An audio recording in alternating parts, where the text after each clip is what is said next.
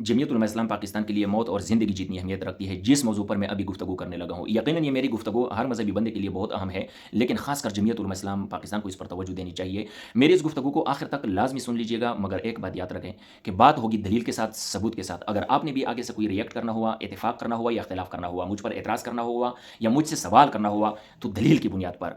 अगर आपके पास दलील नहीं है ना, तो मैं फिर माफ़ी चाहूँगा, मैं आपसे माज़रत चाहूँगा कि आप अपना कमेंट ना कीजिएगा, आप अपनी राय ना दीजिएगा, आपकी राय की फिर कोई ज़रूरत नहीं है। और इसके साथ-साथ मैं आपसे ये भी अपील करना चाहूँगा कि हर किस्म की नफ़रत की, तआस्सुब की, हसद, बुग़्ज़ व इनाद की और हत्ता कि मोहब्बत की ऐनकें उतार कर साइड पर रख लीजिएगा। मेरी इस गुफ्तगू को बड़ी तवज्जो के साथ, गौर व फ़िक्र के साथ आखिर तक सुन लीजिएगा और ज़रूर सोच लीजिएगा कि मोहम्मद यासीन वज़ीर इतना खोल के आज कैसे फ्रंट लाइन पर आ गया? ये किस तरह इस तरह खोल के बोल सकता है, ये बोल रहा है, और ये जो दलील दे रहा है, क्या इस दलील में कोई वज़न भी है या अपनी तरफ से गढ़ रहा है? ज़रूर इस पर सोच लीजिएगा। मैं अल्हम्दुलिल्लाह पुरुम्मीद हूँ, मुझे यकीन है कि मैं जो दलील दे रहा हूँ बड़ा मज़बूत है, मुझे पक्का यकीन है कि तुझे पसंद आएगा। क्योंकि हम जिस कायद को फॉलो करते हैं, मेरे कायद ने हमेशा के लिए दलील की बुनियाद पर सियासत की है, सबूत की बुनियाद पर की है, इसलिए मेरे कायद को दलाइल का बादशाह भी कहा जाता है। आइए अब असल मौजू की तरफ। लेकिन मौजू पर कोई भी बात करने से पहले मैं कायद जमीयत का एक दलील आपके सामने रखता हूँ, क्योंकि ये दलील आप समझेंगे, सुनेंगे, तो यकीनन आगे जो मेरी गुफ्तगू होगी उसको समझने में आपको आसानी होगी। और ये दलील मैं बतौर अपनी सेफ्टी भी पेश कर रहा हूँ कि एक तरफ कायद जमीयत का दलील जो है सबूतों के साथ एक प्रेसिडेंट बन चुका है, एक मिसाल बन चुका है, ये आपके सामने अर्ज़ करता चलूँ, फिर मौजू की तरफ जाएंगे।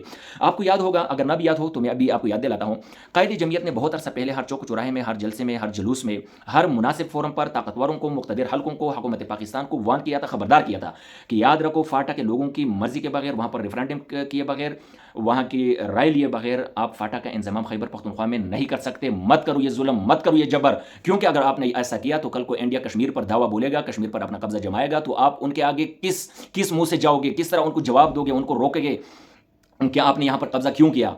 अब अल्लाह के करने को देखो कि हुकूमत पाकिस्तान ने तो वही काम किया जिससे कायदे जमीयत ने मना किया था। वहाँ पर रेफरेंडम कराए बगैर फाटा को जम कर दिया खैबर पख्तूनख्वा के साथ, जो वहाँ के लोग अभी तक भुगत रहे हैं, वो नाखुश है, वो रो रहे हैं, वो पीट रहे हैं फाटा के लोगों। लेकिन कुछ अरसे के बाद इंडिया ने उठकर कश्मीर पर दावा बोल दिया, कश्मीर पर अपना कब्जा जमा लिया, तो पाकिस्तान ने उनको लेक्चर देना शुरू कर दिया कि भाई तुमने रेफरेंडम क्यों नहीं कराया, ये तो जुल्म किया, जबर किया, आपने बर्बरियत कर दी, वहाँ के लोगों के जो बुनियादी हक़ है उसको सलब कर दिया, उस पर डाका मार दिया, आपने रेफरेंडम ही नहीं कराया, वहाँ के लोगों की राय शामिल ना की। तो इंडिया ने बोल दिया, भाई किस मुँह से लेक्चर देने आया हो, तुमने जो फाटा को बगैर रेफरेंडम कराए खैबर पख्तूनख्वा के साथ जम कर दिया, तो मैंने भी वही किया। देखो, कायद ने जो दलील पेश किया था, जिस चीज़ का खदशा जाहिर किया था, जिस चीज़ की पेशनगोई की थी, वो पत्थर पर लकीर साबित हो गई। उम्मीद है आप कायद की इस दलील को समझ गए होंगे। अब आ जाते हैं असल मौजू की तरफ।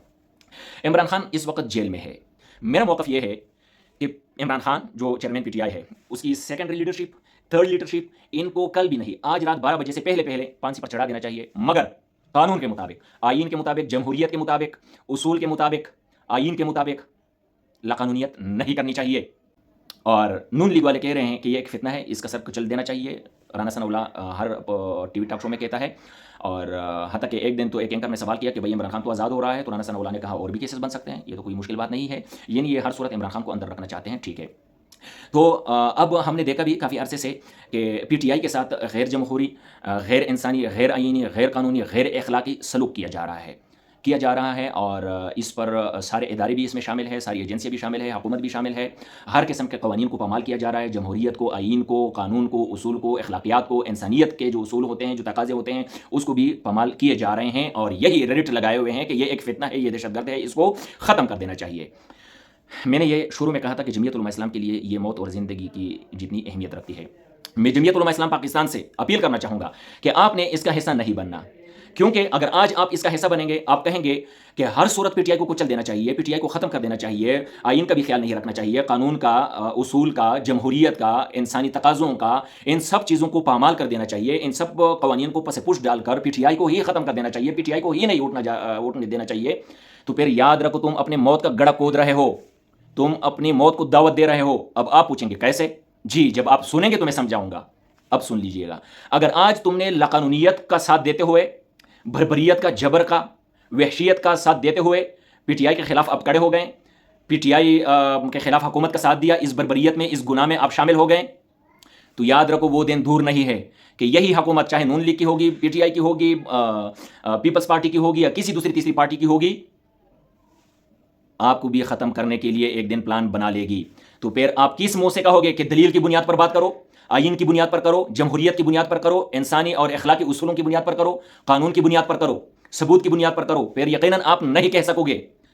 اور آپ کو یہ بھی بڑی اچھی طرح پتا ہے کہ یہ جو موجودہ حکومت ہے اس وقت، جو شہباز شریف وزیر اعظم ہے، انہوں نے چند ہفتے پہلے مدارس کے خلاف قانون سازی کی ہے، اور آپ کو بھی پتا ہے کہ ہماری سیاست کیا ہے، جمعیت علماء اسلام پاکستان کی سیاست کیا ہے۔ اللہ کی زمین پر اللہ کا نظام ہے، ہماری سیاست دین اسلام کا تحفظ ہے، ہمارے مقدسات کا تحفظ ہے، عقیدہ ختم نبوت ہے۔ اور کیا آپ کو نہیں پتا کہ یہی لوگ، یہی حکومتیں آئے روز عقیدہ ختم نبوت پر حملہ آور ہوتے ہیں؟